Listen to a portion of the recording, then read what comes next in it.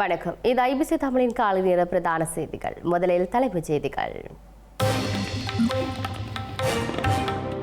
உள்ளூராட்சி மன்ற அதிகாரம் குறித்து தமிழ் கட்சிகள் முக்கிய பேச்சு. சுமந்திரனை நேரில் சந்திக்கும் கஜேந்திரகுமார்.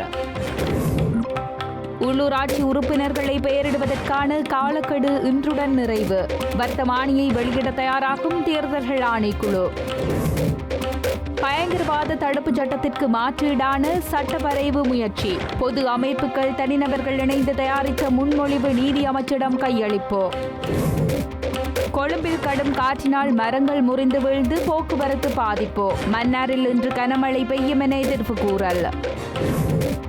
கமலுக்கு ஆதரவாக குரல் கொடுக்க தயங்கும் தமிழ்நாட்டு அரசியல் தலைவர்கள். திமுக அரசு மீதும் சீமான் கடும் தாக்கு. அமெரிக்கா முன்வைத்த புதிய காசா போர் நிறுத்த திட்டம். கொலைகள் தொடரவே வழிவகுக்கும் என்கின்றது ஹமாஸ்.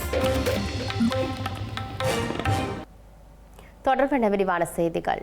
உள்ளூராட்சி மன்றங்களில் ஆட்சி அமைப்பது தொடர்பாக இலங்கை தமிழரசு கட்சியின் செயலாளர் எம்.ஏ. சுமந்திரனுக்கும் தமிழ் தேசிய மக்கள் முன்னணியின் தலைவர் கஜேந்திரகுமார் பொன்னம்பலத்துக்கும் இடையிலான சந்திப்பு ஒன்று இன்று இடம்பெறவுள்ளது. முதலமைச்சர் வேட்பாளர் தொடர்பான கேள்விகளுக்கு எம்.ஏ. சுமந்திரனை தும்புத்தடியுடன் ஒப்பிட்டு கஜேந்திரகுமார் பொன்னம்பலம் கருத்து வெளியிட்டிருந்த பின்னணியில் இன்றைய சந்திப்பு நடைபெறுகின்றது. தமிழர் தாயக பகுதியில் உள்ள உள்ளூராட்சி மன்றங்களில் ஆட்சி அதிகாரத்தை நிறுவுவதற்கு தமிழ் தேசிய கட்சிகளுக்கு மாத்திரமே ஆதரவு வழங்குவோம் என தமிழ் தேசிய மக்கள் முன்னணி மற்றும் தமிழ் தேசிய பேரவை ஆகியவற்றின் தலைவரும் நாடாளுமன்ற உறுப்பினருமான கஜேந்திரகுமார் பொன்னம்பலம் கூறியிருந்தார். அந்த வகையில் கடந்த உள்ளூராட்சி மன்ற தேர்தலில் அதிகளவான வாக்குகளை பெற்ற கட்சி தவிசாளர் பதவியை பெறுவதற்கான ஆதரவை தமது கட்சி வழங்கும் எனவும் அவர் குறிப்பிட்டிருந்தார். இரண்டாவது அதிகபட்ச வாக்குகளை பெற்ற கட்சிக்கு உப தவிசாளர் பதவி வழங்கப்பட வேண்டும் எனவும் கஜேந்திரகுமார் பொன்னம்பலம் குறிப்பிட்டிருந்த நிலையில் இன்று எம்.ஏ. சுமந்திரனுடன் அவர் சந்திப்பை நடத்தவுள்ளார். உள்ளாட்சி மன்றத்தில் ஆட்சி அமைப்பது தொடர்பாக மாத்திரமே இன்றைய கலந்துரையாடல் இடம்பெறவுள்ளதாக தமிழரசு கட்சியின் செயலாளர் எம்.ஏ. சுமந்திரன் தெரிவித்தார். குறிப்பாக ஜாழ் மாநகர சபையில் 2 கட்சிகளுடன் இணையும் பட்சத்தில் ஆட்சி அமைக்க முடியும் என்ற நிலை காணப்படும் நிலையில் இன்றைய சந்திப்பு கவனத்தை பெற்றுள்ளது. ஸ்ரீலங்காவில் நடைபெற்று முடிந்த உள்ளூராட்சி மன்ற தேர்தலுக்கான பரிந்துரைக்கப்பட்ட மற்றும் தேர்ந்தெடுக்கப்பட்ட உறுப்பினர்களில் கிடைக்கப்பெற்ற பெயர்கள் இன்று நள்ளிரவுக்கு பின்னர் வர்த்தமானியில் வெளியிட தேர்தல் ஆணைக்குழு நடவடிக்கை எடுத்துள்ளது. இந்த உறுப்பினர்களின் பெயர்களை சமர்ப்பிப்பதற்கு கட்சி செயலாளர்கள் மற்றும் சுயேட்சை குழுக்களின் தலைவர்களுக்கு வழங்கப்பட்ட காலக்கெடு இன்று நள்ளிரவுடன் நிறைவடையும் நிலையில் தமக்கு கிடைக்கப்பெற்ற உறுப்பினர்களின் பெயர்களை தேர்தல்கள் ஆணைக்குழு வெளியிடும் என எதிர்பார்க்கப்படுகின்றது. ஸ்ரீலங்காவின் பொது நிர்வாகம், மாகாண சபைகள் மற்றும் உள்ளூராட்சி அமைச்சரால் வெளியிடப்பட்ட வர்த்தமானியின் பிரகாரம் உள்ளூராட்சி மன்றங்களின் பதவிக்காலம் ஜூன் 2ஆம் தேதி ஆரம்பிக்கும் என அறிவிக்கப்பட்டுள்ளது. எனவே தேர்ந்தெடுக்கப்பட்ட மற்றும் பரிந்துரைக்கப்பட்ட அனைத்து உறுப்பினர்களின் பெயர்களும் பதவிக்காலம் ஆரம்பிப்பதற்கு முன்னர் வர்த்தமானியில் வெளியிடப்படும் என தெரிவிக்கப்பட்டுள்ளது. எனவே எந்தவொரு கட்சியும் சுயேட்சை குழுவும் அனைத்து உறுப்பினர்களின் பெயர்களையும் இன்று அல்லது அதற்கு முன்னர் அந்தந்த தேர்தல் அதிகாரிகளிடம் சமர்ப்பிக்க வேண்டும் என அறிவுறுத்தப்பட்டிருந்தது. எனினும் கணிசமான கட்சிகள் மற்றும் சுயேட்சை குழுக்கள் சார்பாக உள்ளூராட்சி சபைகளுக்கு தெரிவு செய்யப்பட்ட மற்றும் பரிந்துரைக்கப்பட்ட உறுப்பினர்களின் பெயர்கள் இதுவரை கிடைக்கப்பெறவில்லை என தேர்தல் ஆணைக்குழு கூறியுள்ளது. எனினும் ஏற்கனவே வழங்கப்பட்ட உறுப்பினர்களின் பெயர்களுடன் கூடிய வர்த்தமானியை வெளியிட உள்ளதாகவும் மீதமுள்ள பெயர்கள் கட்சி செயலாளர் மற்றும் சுயேட்சை குழு தலைவர்களால் வழங்கப்பட்டவுடன் அவற்றை மற்றொரு வர்த்தமானி அறிவிப்பினூடாக வெளியிடப்படுவதாகவும் தேர்தல்கள் ஆணைக்குழு மேலும் குறிப்பிட்டுள்ளது. இனவரி, மதம் அல்லது வேறு எந்த காரணிகளையும் அடிப்படையாக கொண்டு அடக்குமுறைக்கு பயன்படுத்தும் நோக்குடன் பயங்கரவாத தடுப்புச் சட்டத்துக்கு மாற்றீடான புதிய சட்டம் தயாரிக்கப்படாது என ஸ்ரீலங்காவின் நீதி அமைச்சு தெரிவித்துள்ளது. உலகளாவிய பயங்கரவாத சவால்களை எதிர்கொள்வதில் பயங்கரவாத தடுப்புச் சட்டத்துக்கு மாற்றாக கொண்டுவரப்படும் புதிய சட்டத்தின் அவசியத்தையும் நீதி அமைச்சர் கர்ஷன நாணயக்கார வலியுறுத்தியுள்ளார்.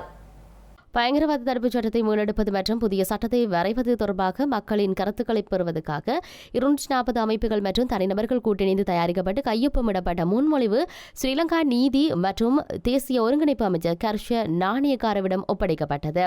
இதன்போது கருத்து வெளியிட்ட நீதி அமைச்சர் கர்ஷன நாணயக்கார பயங்கரவாத தடுப்புச் சட்டத்துக்கு பதிலாக புதிய சட்டமூலத்தை கொண்டு வருவதற்கு முந்தைய அரசாங்கங்கள் பல குழுக்களை நியமித்து முன்னேறியிருந்தாலும் இந்த சட்டமூலத்தை வரைவதற்கு எந்த நடவடிக்கையும் எடுக்கப்படவில்லை என சுட்டிக்காட்டியுள்ளார். தெரிவித்துள்ளார். எனினும் தற்போதைய அரசாங்கம் இது தொடர்பாக குழு ஒன்று நியமித்துள்ளதாக கூறியுள்ள நீதி அமைச்சர் அந்த குழுவிற்கு யோசனைகள் மற்றும் பரிந்துரைகளை வழங்குமாறு பொதுமக்களிடம் தாம் பகிரங்க கோரிக்கை விடுப்பதாகவும் கூறியுள்ளார். அந்த வகையில் தற்பொழுது வழங்கப்பட்டுள்ள பரிந்துரைகளை சாதகமாக கருத்தில் கொண்டு அரசாங்கம் நியமித்துள்ள குழுவிடம் சமர்ப்பிப்பதாகவும் அவர் கூறியுள்ளார். மக்களின் கருத்துக்களை சிறந்த முறையில் செவிமடுக்கும் அரசாங்கம் என்ற வகையில் ஆட்சிக்கு வருவதற்கு தாம் வழங்கிய வாக்குறுதிகளை அதே வழியில் நிறைவேற்றுவோம் எனவும் கலாநிதி கர்ஷன நாணயக்கார குறிப்பிட்டுள்ளார். புதிய சட்டமூலத்தை கொண்டு வருவது தொடர்பான யோசனைகள் மற்றும் பரிந்துரைகளை பெற்ற பின்னர் தாம் ஒரு அறிக்கையை தயாரிப்பதாகவும் அவர் கூறியுள்ளார். உலக அளவில் எதிர்வரும் காலங்களில் இலங்கை எதிர்கொள்ள வேண்டியுள்ள சவால்களை வெற்றி கொள்ள ஐரோப்பிய ஒன்றியம் ஒத்துழைப்பு வழங்க வேண்டியதன் அவசியத்தை ஸ்ரீலங்கா ஜனாதிபதி அனுரகுமார் திசாநாயக்க வலியுறுத்தியுள்ளார். அமெரிக்காவினால் விதிக்கப்பட்டுள்ள வரி முறைமை மற்றும் சர்வதேச நாணய நிதியத்தின் வரம்புகளுக்கு செயலாற்றும் போது நாடு எதிர்கொள்ளும் சவால்களுக்கு மத்தியில் ஐரோப்பிய ஒன்றியத்துடன் பரந்த ஒத்துழைப்புடன் செயலாற்ற எதிர்பார்த்திருப்பதாக போலந்து வெளிவிவகார அமைச்சருடனான சந்திப்பில் ஜனாதிபதி சுட்டிக்காட்டினார். இலங்கைக்கு விஜயம் செய்துள்ள போலந்து வெளிவிவகார அமைச்சர் ஜனாதிபதி அலுவலகத்தில் ஜனாதிபதி அனுரகுமார திசாநாயக்கவை சந்தித்து கலந்துரையாடியுள்ளார். இலங்கை மற்றும் ஐரோப்பிய ஒன்றியத்துக்கு இடையிலான ஒத்துழைப்புகளை மேம்படுத்திக் கொள்வது தொடர்பில் இதன்போது நீண்ட கலந்துரையாடல் இடம்பெற்றது. இலங்கைக்கு வழங்கப்பட்டிருக்கும் GSP+ நிவாரணத்தை தொடர்ச்சியாக வழங்குவது தொடர்பில் ஐரோப்பிய ஒன்றியம் கொண்டுள்ள முன்னேற்றகரமான நிலைப்பாட்டை ஜனாதிபதி அனுரகுமார் திசாநாயக்க இதன்போது வரவேற்றார். இதன்போது கருத்து தெரிவித்த போலந்து வெளிவிவகார அமைச்சர் தனது சுற்றுப்பயணம் ஐரோப்பிய ஒன்றியத்தைப் போலவே ஸ்ரீலங்கா மீது போலந்து கொண்டிருக்கும் சிறப்பு அவதானத்தை காண்பிக்கின்றது என்றும் தெரிவித்தார். ஸ்ரீலங்கா போலந்து வரலாற்று தொடர்புகளை மேலும் பலப்படுத்திக் கொண்டு இரு நாடுகளுக்கும் இடையிலான ஒத்துழைப்புகளை மேம்படுத்திக் கொள்வது குறித்து இதன்போது கலந்துரையாடப்பட்டது. ஸ்ரீலங்கா மற்றும் போலந்துக்கு இடையில் 50 வருட ராஜதந்திர தொடர்புகள் மற்றும் 30 வருட அபிவிருத்தி ஒத்துழைப்பு வேலை திட்டங்களை இங்கு நினைவு கூர்ந்த போலந்து வெளிவிவகார அமைச்சர் புதிய அரசாங்கத்துடன் நெருக்கமான ஒத்துழைப்புகளுடன் செயலாற்றுவதே போலந்து அரசாங்கத்தின் எதிர்பார்ப்பு என்பதையும் கூறியுள்ளார். ஐரோப்பிய ஒன்றியத்தின் ஸ்ரீலங்காவுக்கான தூதுவர் மொரேனோ உள்ளிட்ட தூதுக்குழுவினரும் ஜனாதிபதியின் செயலாளர் கலாநிதி நந்திக சரத்குமார நாயக்க, ஜனாதிபதியின் மூத்த மேலதிக செயலாளர் ரொஷான் கமகே உள்ளிட்டவர்களும் இதன்போது கலந்து கொண்டிருந்தனர். கொழும்பிலும் அதை சுற்றியுள்ள பகுதிகளிலும் நேற்றிரவு பலத்த காற்று வீசியதால் மரங்கள் முறிந்து வீழ்ந்து போக்குவரத்து பாதிக்கப்பட்டது. கொழும்பு காலை வீதியில் குறிப்பாக கொல்லுப்பட்டி மற்றும் வெள்ளவத்தை இடையே பெரிய மரங்கள் முறிந்து வீழ்ந்துள்ளன. கிராண்ட் பாஸ் உள்ளிட்ட நகரின் ஏனைய பகுதிகளிலும் இதேபோன்ற சம்பவங்கள் பதிவாகியுள்ளன. குறிப்பாக கிராண்ட் பாஸில் உள்ள செயின்ட் ஜோசப் வீதியில் உள்ள பாரிய மரம் முறிந்து வீழ்ந்ததில் அருகிலுள்ள 6 வீடுகள் சேதமடைந்துள்ளன. எனினும் எந்த உயிரிழப்பும் ஏற்படவில்லை என்பதுடன் குடியிருப்பாளர்களும் காயமின்றி தப்பியதாக எமது பிராந்திய செய்தியாளர் தெரிவித்துள்ளார். தமிழர் தாயக பகுதியான மன்னார் மாவட்டத்தில் இன்று பலத்த மழை பெய்வதற்கான வாய்ப்புள்ளதாக வளிமண்டலவியல் திணைக்களம் எதிர்வு கூறியுள்ளது. அதேபோன்று வடக்கிலும் திருகோணமலை மாவட்டத்திலும் அதிகமான காற்று வீசும் எனவும் திணைக்களம் மேலும் குறிப்பிட்டுள்ளது. மேற்கு சப்ரகமுவ மத்திய மற்றும் வடமேற்கு மாகாணங்களிலும் காலி மற்றும் மாத்தறை மாவட்டங்களிலும் இன்று அவ்வப்போது மழை அல்லது இடியுடன் கூடிய மழை பெய்யும் என வளிமண்டலவியல் திணைக்களம் எதிர்வு கூறியுள்ளது. மேற்கு மற்றும் சப்ரகமுவ மாகாணங்களிலும் நுவரெலியா, கண்டி, காலி மற்றும் மாத்தறை மாவட்டங்களிலும் சில இடங்களில் 100 மில்லிமீட்டருக்கும் அதிகமான பலத்த மழை பெய்யக்கூடும் என்று வானிலை ஆய்வுத்துறை தெரிவித்துள்ளது. வடமத்திய மாகாணத்திலும் மன்னார் மற்றும் அம்பாந்தோட்டை மாவட்டத்திலும் பலத்த மழை பெய்யக்கூடும் எனவும் கணிக்கப்பட்டுள்ளது. மத்திய மலைநாட்டின் மேற்கு சரிவுகளிலும் வடக்கு, வடமத்திய மற்றும் வடமேற்கு மாகாணங்களிலும் ஹம்பாந்தோட்டை மற்றும் திருகோணமலை மாவட்டங்களிலும் அவ்வப்போது மணிக்கு 50 முதல் 60 கிலோமீட்டர் வேகத்தில் பலத்த காற்று வீசக்கூடும் எனவும் எதிர்வு கூறப்படுகிறது. நாட்டின் ஏனைய பகுதிகளில் மணிக்கு 30 முதல் 40 கிலோமீட்டர் வேகத்தில் ஓரளவு பலத்த காற்று வீசக்கூடும் எனவும் திணைக்களம் தெரிவித்துள்ளது. கிளிநொச்சி மாவட்டத்தில் இடம்பெறும் பல்வேறு சட்டவிரோத செயற்பாடுகளை கட்டுப்படுத்துவது குறித்து மாவட்ட ஒருங்கிணைப்பு குழு கூட்டத்தில் கவனம் செலுத்தப்பட்டுள்ளது. இதற்கான விசேட திட்டங்களை வகுத்தல் தொடர்பான உடனடி நடவடிக்கைகளை நடைமுறைப்படுத்துவதற்கான அறிவுறுத்தல்களும் இந்த கூட்டத்தில் வழங்கப்பட்டுள்ளன. கிளிநொச்சி மாவட்ட 2025ஆம் ஆண்டுக்கான 2ஆம் காலாண்டுக்கான மாவட்ட ஒருங்கிணைப்பு குழு கூட்டம் கிளிநொச்சி மாவட்ட செயலக மாநாட்டு மண்டபத்தில் நடைபெற்றது. இந்த கலந்துரையாடல் கடத்தொழில் அமைச்சரும் மாவட்ட ஒருங்கிணைப்பு குழு தலைவருமான ராமலிங்கம் சந்திரசேகர் தலைமையில் நடைபெற்ற இந்த கூட்டத்தில் வடக்கு மாகாண ஆளுநர் நாகலிங்கம் வேதநாயகன் மற்றும் மாவட்ட அரசாங்க அதிபர் எஸ் முரளிதரன் ஆகியோருடன் நாடாளுமன்ற உறுப்பினர்களான கச்சிதர்குமார் பொன்னம்பலம், இளங்குமரன், ரஜீவன், ராமநாதன், அர்ஜுனா, சிவஞானம், ஸ்ரீதரன், பவனந்தராஜா மற்றும் வடக்கு மாகாண அமைச்சர் அமைச்சுக்களின் செயலாளர்கள், காணி தொடர்பான மேலதிக அரசாங்க அதிபர், திட்டமிடல் பணிப்பாளர், மாவட்ட செயலக பதவி நிலை உத்தியோகத்தர்கள், பிரதேச செயலாளர்கள், காவல்துறை மற்றும் ராணுவ அதிகாரிகள், பல்வேறு திணைக்களங்களின் தலைவர்கள், கிளை தலைவர்கள், உத்தியோகத்தர்கள் என பலர் கலந்து கொண்டிருந்தனர். இதன்போது மத்திய மற்றும் மாகாண அமைச்சுக்களால் கிளிநொச்சி மாவட்டத்தில் இந்த ஆண்டில் மேற்கொள்ளப்படவுள்ள அபிவிருத்தி திட்டங்கள் தொடர்பில் விளக்கம் அளிக்கப்பட்டது. இந்த அபிவிருத்தி திட்டங்கள் தொடர்பான விடயங்கள் விரிவாக ஆராயப்பட்டதுடன் அதனுடன் இணைந்ததாக புதிய ஆண்டில் முன்னெடுக்கப்படவுள்ள திட்டங்களுக்கான முன்மொழிவுக்கான அனுமதிகளும் பெறப்பட்டன. மேலும் கடந்த ஆண்டில் தீர்மானங்கள் எட்டப்பட்ட விடயங்களில் ஏற்பட்டுள்ள முன்னேற்றங்கள் குறித்தும் ஆராயப்பட்டன. இலங்கையின் தென்பகுதி கடற்பகுதியில் வைத்து ஆழ்கடல் மீன்பிடி படகுகளில் இருந்து 1758 கிலோகிராம் போதைப்பொருள் மீட்கப்பட்டுள்ளது.